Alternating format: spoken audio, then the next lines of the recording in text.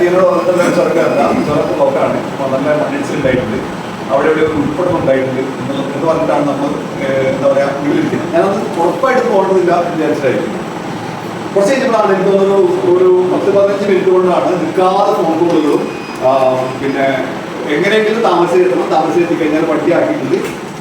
എല്ലാ സ്റ്റാഫും ഉടനെ തന്നെ തിരിച്ചു വന്നത്, എല്ലാ ലീവും ക്യാൻസൽ ചെയ്തു, പെട്ടെന്ന് തന്നെ തിരിച്ചു വരണമെന്ന് പറഞ്ഞിട്ടുള്ള കോള് കളക്ടറും ഒക്കെ ഉണ്ടാവും.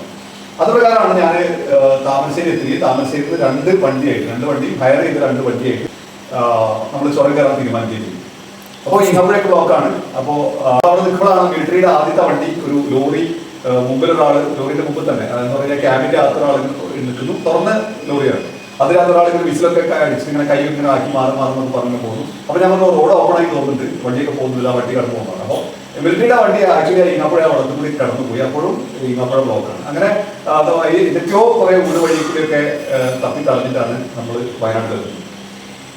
വയനാട് എത്തുമ്പോഴേക്ക് യഥാർത്ഥത്തിൽ അതിൻ്റെ ഒരു ക്ലിയർ പിക്ചർ നമുക്ക് കിട്ടി. അതായത് നമ്മൾ വിചാരിക്കുന്നിടത്തൊന്നും മരണം നിൽക്കില്ല. ഏതാണ്ട് 10-200ഓളം കുടുംബങ്ങൾ എവിടെ താമസിച്ചു എന്ന് പോലും അറിയില്ല. 200 കുടുംബം എന്ന് പറയുമ്പോൾ ഇന്ത്യ 4 കൂട്ടി കഴിഞ്ഞാലും ഡെത്ത് റേറ്റ് നമ്മൾ വിചാരിക്കുന്നതിനേക്കാളും ഒക്കെ എത്രയോ അപ്പുറത്തെത്തും എന്നുള്ള ഒരു ആലോചന നമുക്കുണ്ടായി.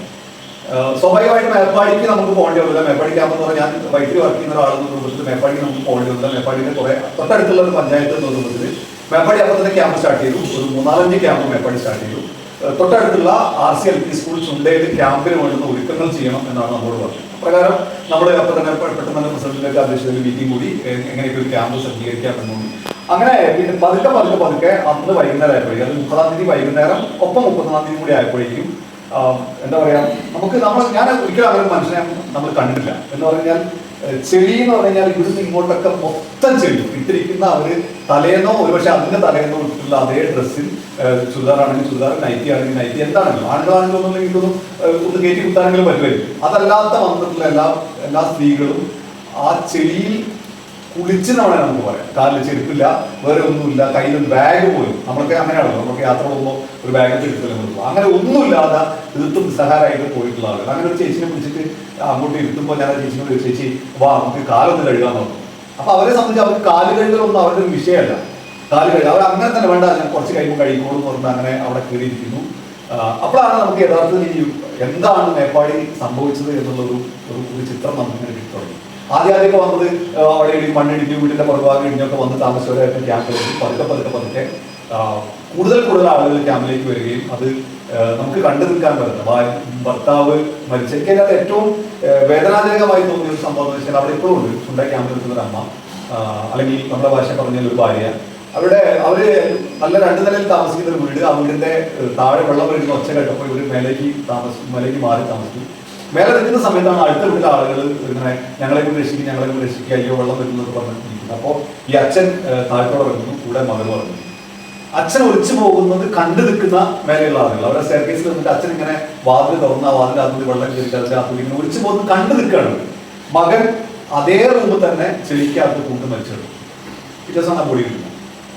ആ അമ്മേനെ നമ്മൾ ഹോസ്പിറ്റലിൽ കൊണ്ടു. ഞാൻ പറഞ്ഞ ഈ രാത്രി 8 മണി സമയത്തേക്ക് വരുമ്പോൾ ഇങ്ങനെ ചെളി മൂടി കിടക്കുന്ന ഈ അമ്മയാണ് നമ്മുടെ ഹോസ്പിറ്റൽ. അവരൊരു വലിയ കുടുംബമാണ്. പിന്നെ ബ്രദറിന്റെ കുട്ടികൾ, അങ്ങനെയൊക്കെയുള്ള വലിയ കുടുംബം. അപ്പൊ അവരെ നമ്മൾ ആദ്യം തന്നെ കൊണ്ടുവന്നു. അവർ ഒരു വിധത്തിൽ നമ്മൾ പറയുന്നത് കേൾക്കുന്നില്ല, അതിഭയങ്കരമായിട്ട് കരയുന്നു. അവർ നമ്മൾ നേരെ താലൂക്ക് ഹോസ്പിറ്റലിലേക്ക് വിടുന്നു, അവിടെ സൈക്കാട്രിക് റെഫർ ചെയ്യുന്നു. തിരിച്ചു വീണ്ടും അവർ നമ്മളെ ക്യാമ്പിലേക്ക് വന്നു. ഇപ്പോൾ അവിടെ നമുക്ക് ക്യാമ്പിലുണ്ടാവും. അപ്പൊ അങ്ങനെ തുടങ്ങിയിട്ട് പിന്നെ ഒരു ദിവസം മാത്രമേ ഞാൻ മേപ്പാടി ഡ്യൂട്ടിക്ക് പോകേണ്ടി വന്നു. നമുക്ക് ഒരിക്കലും കണ്ടു നിൽക്കാൻ പറ്റാത്ത അത്ര എന്ന് പറഞ്ഞാൽ നമ്മൾ അങ്ങനെയാണ് നമ്മൾ അറിയാം. കളക്ടർക്ക് ഒരു അത്യാവശ്യ ഘട്ടങ്ങളിൽ കളക്ടർക്ക് ഓർഡർ ഇടാം ഒരു ബോഡി എവിടെ വെച്ചിട്ട് പോസ്റ്റ്മോർട്ടം ചെയ്യാം, എവിടെ വെച്ചിട്ട് റോഡ് സൈഡിൽ എടുത്ത് പോസ്റ്റ്മോർട്ടം ചെയ്യാൻ കളക്ടർ ഓർഡർ മാത്രമാണ്. അപ്പൊ ആ ഒരു ഓർഡറിന്റെ ഇൻവെസ്റ്റും പോസ്റ്റ്മോർട്ടം. അപ്പൊ അതിന്റെ ഒരു ഓർഡറിന്റെ പിൻബലത്തിലാണ് നമ്മൾ മേപ്പാടി ആശുപത്രി, മേപ്പാടി താലൂക്ക് മേപ്പാടി ഹോസ്പിറ്റൽ CHC എന്ന് പറഞ്ഞാൽ ഒരു ചെറിയ ഹോസ്പിറ്റൽ. എനിക്കൊന്ന് ഈ വീടും അല്ലെങ്കിൽ ഇതിന്റെ ഒരു വീട് കൂടി ചിലപ്പോൾ ഉണ്ടാവും, എല്ലാ ബിൽഡിംഗ് കൂടി കൂടിയാണ്. അത്ര വലുപ്പം മാത്രമുള്ള ഒരു ബിൽഡിങ്ങിന്റെ മുറ്റമാണ് നമ്മൾ പോസ്റ്റ്മോർട്ടത്തിന് വേണ്ടി തരുന്നത്. ടാർപോൾ കിട്ടിയ സ്ഥലം. ഞാൻ ഡ്യൂട്ടിക്ക് പോകുമ്പോൾ യാദൃശികമായിന്നോ അല്ലെങ്കിൽ വിചാരിക്കാതെന്നോ അല്ലെങ്കിൽ ദൈവം തീരുമാനിച്ചതുകൊണ്ട് ഈ സന്ദേശം എങ്ങനെ വേണമെങ്കിലും പറയാം, ഞാൻ അതിൻ്റെ അകത്തൂടെ കയറി പോകുന്നുണ്ട്. അപ്പോൾ നമ്മളിങ്ങനെ പൊതിഞ്ഞു വെച്ചിട്ടുള്ള കുറേ സാധനങ്ങൾ കാണുന്നത് ഞാൻ ഇത് കൊച്ചുകുട്ടിയായിരിക്കും. കൊച്ചുകുട്ടിയൊന്നല്ല, വലിയ ആളുകളുടെ കിട്ടിയ ബോഡിയായിരിക്കാം, ചിലപ്പോൾ അല്ലാത്തതായിരിക്കും. അത് വിശദമായിട്ട് എഴുതിയിട്ടുള്ള ഡോക്ടർമാർ, നമ്മുടെ ഡോക്ടറെ പോലെ ആളുകൾ വിശദമായിട്ട് എഴുതിയിട്ട് ഇട്ടിട്ടുണ്ട് ആ സാധനത്തെ. അതിനകത്ത് മൃഗങ്ങളുടെ രണ്ട് ബോഡി വന്നത് മൃഗങ്ങളുടെ ബോഡിയാണ്. പിന്നെ ഞാനവിടെ കണ്ട നമുക്കൊക്കെ അതിശയം തോന്നുന്ന ഒരു സംഭവം എന്ന് പറഞ്ഞത് സന്തോഷിക്കുന്ന മുഖങ്ങളുണ്ട്. സന്തോഷിക്കാന്ന് പറഞ്ഞാൽ കിട്ടി എന്ന് പറയുമ്പോൾ ഞാൻ വിചാരിച്ചു രക്ഷപ്പെട്ട കാര്യമായിരിക്കും പറയുന്നത്. അപ്പൊ മരിച്ചു എന്ന് 100% ഉറപ്പായി കഴിയുന്ന ഒരാൾ ആഗ്രഹിക്കുന്ന ഒരു സംഭവം ആ ബോഡിയെങ്കിലും കിട്ടുക എന്ന് പറഞ്ഞ ഈ ബോഡി കിട്ടിയാലാണ് ഇവർ പറയുന്നത് അത് നമ്മളതാണ് തിരിച്ചറിഞ്ഞ് കൊണ്ടുപോകുന്നത്. അപ്പൊ നമ്മളൊക്കെ വിചാരിക്കുന്നതിന്റെ അപ്പുറത്തുകൂടി ചിലപ്പോൾ പ്രകൃതി അല്ലെങ്കിൽ ദൈവം കാണിച്ചു വെക്കുന്ന ചില കാര്യങ്ങൾ നമ്മൾ നിസ്സഹാരായി നോക്കി. മണം എന്ന് പറഞ്ഞാൽ നല്ല സൂപ്പറായിട്ട് നമുക്ക് ഒരിക്കലും സഹിക്കാൻ പറ്റാത്ത കുട്ടികളുടെ സ്മെല്ല്, അല്ലെങ്കിൽ കണ്ടു നിൽക്കാൻ പറ്റാത്ത ആളുകൾ 650 ആള് ആ ഒറ്റ ക്യാമ്പിലുണ്ട്.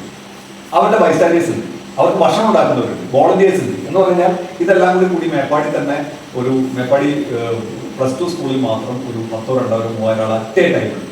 മേപ്പാടി മുതൽ ചൂരൽമല വരെ അല്ലെങ്കിൽ മുണ്ടക്കൈ വരെ അല്ലെങ്കിൽ അതിന്റെ പല കുഞ്ചിപ്പാടം എന്ന് പറഞ്ഞ സ്ഥലം ഇത് പൊട്ടി തുടങ്ങിയ സ്ഥലം വരെ വോളണ്ടിയേഴ്സ് റോഡ് ഇങ്ങനെ എന്താ പറയുക 1 വേ ആക്കിയിട്ട് ഇങ്ങനെ നിൽക്കുകയാണ് ആളുകൾ.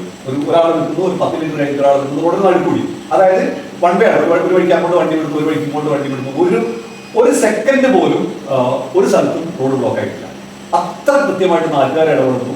ഇപ്പൊ ഇവൻ ഓമശ്ശേരി കൂടി ബോഡി കടന്നു പോയത് പോലും ഓമശ്ശേരി വരെ വോളണ്ടിയേഴ്സ് ചാലിയാർന്ന് കിട്ടിയ ബോഡി വരെ കൊണ്ടുപോകുന്ന വളരെ നമുക്ക് എന്താ പറയാ, നമ്മളിങ്ങനെ ഒരു വേദനാജനകമായ ഘട്ടത്തിൽ കൂടി കടന്നു പോകുക എന്ന് പറയുന്നത്. എന്റെ സർവീസ് ജീവിതത്തിൽ എനിക്ക് തോന്നുന്നു കോവിഡും അതിനുശേഷം കോവിഡിനേക്കാളും ഭയാനകമായി ഞാൻ കണ്ടത് മേപ്പാടി ഡ്യൂട്ടിക്ക് ഇല്ലായിരുന്നിട്ട് പോലും ഞാൻ ഇതുവരെ നിങ്ങളെ പോലെ തന്നെയാണ്. ഞാൻ ചുരൽമല കണ്ടിട്ടില്ല, മുണ്ടക്കൈ കണ്ടിട്ടില്ല. ഡ്യൂട്ടിയൊക്കെ ചോദിച്ചാൽ എനിക്ക് തരുമായിരുന്നു. ഞാൻ പക്ഷെ അങ്ങനെ ചോദിച്ചു വാങ്ങണ്ട അല്ലെങ്കിൽ ഇപ്പം നമ്മൾ പോയി കാണണ്ട എന്ന് വിചാരിച്ചുകൊണ്ടാണ്. ഇനി നിർവാഹമില്ല, ഇട്ടാൽ നമ്മൾ പോവുകയും ചെയ്യും. പക്ഷെ അതിനേക്കാൾ വലിയ കാര്യങ്ങൾ നമുക്ക് താഴെ നിന്ന് ചെയ്യാനുണ്ട് എന്നുള്ളത് കൊണ്ടാണ് നമ്മൾ അങ്ങോട്ട് ഡ്യൂട്ടിക്ക് പോകാറുള്ളത്. തുടർന്ന് അങ്ങോട്ട് നമ്മൾ കണ്ടിട്ടുള്ള കുറെ കാഴ്ചകൾ, ഈ ലയ എന്ന് പറയുന്നത് നിങ്ങൾ കുറെ ആളുകൾക്ക് ഫേസ്ബുക്കിൽ കണ്ടിട്ടുള്ള ഒരു കുട്ടി എഴുതിയിട്ടുള്ള ഒരു നേരത്തെ എഴുതിയിട്ടുള്ള ഒരു സാധനം, ഈ ഉരുൾപൊട്ടലിനൊക്കെ മുമ്പേ എഴുതിയില്ലെങ്കിൽ ഉരുൾപൊട്ടൽ വരുന്നു എന്നൊക്കെ പറഞ്ഞു. ആ കുട്ടി ചുണ്ട ക്യാമ്പിലുണ്ട്. തുടങ്ങിയിട്ട് അങ്ങോട്ട് നമുക്കിങ്ങനെ എന്താ പറയാ, പല വിധത്തിലുള്ള ആളുകൾ പല വിധത്തിൽ ജീവൻ തിരിച്ചു കിട്ടാൻ. എനിക്ക് തോന്നുന്നു നേരത്തെ പ്രസിഡന്റ് പറഞ്ഞ ഒരു വാചകം വളരെ പ്രധാനപ്പെട്ടതാണ്. നമുക്ക് കിട്ടുന്നത് ഈ ഒരു പ്രസന്റ് മൊമെന്റ് ആണ് അല്ലെ. നാളെ എന്ത് എന്നുള്ളത് ഇവിടെ എവിടെയൊക്കെ പറയുന്നുണ്ടോ അല്ലെങ്കിൽ എങ്ങനെയാണ് നമുക്ക് നാളത്തെ ഒരു മൊമെന്റ് എന്നറിയാം. എല്ലാവരും കിടന്നുറങ്ങിയവരൊക്കെ നാളത്തെ കുറിച്ച് ഒരുപാട് പ്രതീക്ഷകൾ കണ്ട് കിടന്നുറങ്ങിയിട്ടുള്ള ആളുകളാണ്. കുറെ പഠിക്കാൻ നമുക്കുണ്ട്. എനിക്ക് തോന്നുന്നു കുറെ പ്രകൃതിയിൽ നിന്ന് നമ്മൾ ഇനിയും പഠിക്കേണ്ടിയിരിക്കുന്നു. ഒരൊറ്റ ആൾ പോലും, അതായത് ഒരു മൃഗം പോലും, കെട്ടിയിടാത്ത ഒരു മൃഗം പോലും അതിനകത്ത് ചേർത്തില്ല, ആനകൾ ചേർത്തിട്ടില്ല. ഈവൻ ഈ ഒരു പട്ടികൾ പോലും നടന്നിട്ട് മനുഷ്യനെ തിരഞ്ഞ് നടക്കുന്ന ചിത്രങ്ങൾ നമ്മൾ കണ്ടില്ലേ, കുറെ വാരത്തായി. പക്ഷെ ഒരു പട്ടി പോലും ചേർത്തില്ല. ആ പട്ടി അവിടെ പോയിട്ടില്ല എന്നുള്ളത് നമ്മൾ ചിന്തിക്കേണ്ട ഒരു സാധനമാണ്. അപ്പോൾ പ്രകൃതിയിൽ നിന്ന് നമ്മൾ അകന്ന് പോകുന്നുണ്ടെങ്കിൽ അതിൽ മാധവൻ ഗാർഡൻ കമ്മിറ്റിയുടെ പോലെയുള്ള സംഭവങ്ങളൊക്കെ വല്ലാതെ ചർച്ച ചെയ്യപ്പെടുന്ന ഒരു സംഭവത്തിലൂടെയാണ് നമ്മൾ കടന്നു പോകുന്നത്. ഒരുപാട് ആളുകൾ ഈ ഒരു രംഗത്ത് സജീവമായി നിന്ന് ഡെയിലി പാലം പോലും നിർമ്മിച്ച് അതിന്റെ അപ്പുറത്തേക്ക് അത് കഴിഞ്ഞിട്ടൊക്കെ അപ്പുറത്തൊക്കെ രക്ഷപ്പെടും, ജീവനോടെയും അല്ലാതെയും ഒക്കെ രക്ഷപ്പെടുത്തി കൊണ്ടുവന്ന ആളുകൾ. എന്റെ സ്വർണം പോയി എന്ന് പറഞ്ഞിട്ട് തൂമ്പ എടുത്തിട്ട് ആ മണ്ണിൽ കളിക്കുന്ന ഓർമ്മയില്ലാത്ത അല്ലെങ്കിൽ സൈക്കാട്രിക് ആയിട്ടുള്ള ഇഷ്യൂസ് ആയിട്ടുള്ള ആളുകൾ തുടങ്ങിയിട്ട് ഒക്കെ നമുക്ക് എന്ത് തരുന്നു എന്ന് വെച്ച് കഴിഞ്ഞാൽ നമ്മൾ മനുഷ്യനെ അഹങ്കരിക്കുന്നതിൻ്റെയൊക്കെ അപ്പുറത്തു കൂടിയാണ് ഓരോ സംഭവങ്ങൾ നടക്കുന്നത്. അപ്പോൾ ഈ ഒരു മൊമെന്റിനെ സന്തോഷകരമാക്കാൻ നമുക്ക് ചെയ്യാൻ പറ്റുന്നതൊക്കെ ചെയ്ത് കടന്നു പോവുക. ഒരുപക്ഷെ അവിടെ നിന്നിട്ട് എനിക്ക് കാണാൻ പറ്റിയ കുറെ കാര്യങ്ങളിലാണ് ഞാൻ ഷെയർ ചെയ്യുന്നതെങ്കിൽ നമുക്ക് അതുമായിട്ട് സഹകരിക്കാൻ പറ്റുന്ന, നമുക്ക് അതിന്റെ കൂടെ നിൽക്കാൻ പറ്റും. എന്ന് പറഞ്ഞാൽ നാളെ ഇപ്പോൾ ആരുടെയെങ്കിലും ഇറങ്ങിയിട്ട് ഒരു വലിയ കർഷകരെ നടത്തി പൈസ കൊടുക്കണമെന്നല്ല ഞാൻ പറയുന്നത്. കുറച്ച് കഴിഞ്ഞിട്ടാണെങ്കിൽ നമുക്ക് നമ്മളെ കൊണ്ടാകുന്ന വിധത്തിൽ അവരെ സഹായിക്കാനും അതുമായി സഹകരിക്കാനും ഒക്കെ പറ്റുമെങ്കിൽ പതുക്കെയാണെങ്കിലും നമ്മളത് ചെയ്യണം. ഒരു സ്കൂള് അതേപോലെ ഇല്ലാതെയായി പോയി, കുറെ കുടുംബങ്ങളില്ലാതെയായി പോയി. അതിൻ്റെ അകത്ത് ഇനിയും വീടുകളുണ്ടായിട്ട് ഇപ്പോൾ അവിടെ താമസിക്കുന്ന ചൂരൽമല കോളനി എന്നൊക്കെ പറഞ്ഞ ട്രൈബൽ കോളനി 18 വീടുകളുണ്ട്. 18 വീടുകൾക്കും ഒന്നും പറ്റിയില്ല. പക്ഷെ ആ 18 വീടുകൾ താമസിക്കാൻ പറ്റില്ല. അങ്ങോട്ട് പോകുന്ന വഴികളില്ലാതെയായി അവർക്ക് ഇനി അവിടെ മണ്ണിടിച്ചിലുണ്ടാവും തുടങ്ങിയിട്ടുള്ള കുറെ സംഭവങ്ങൾ.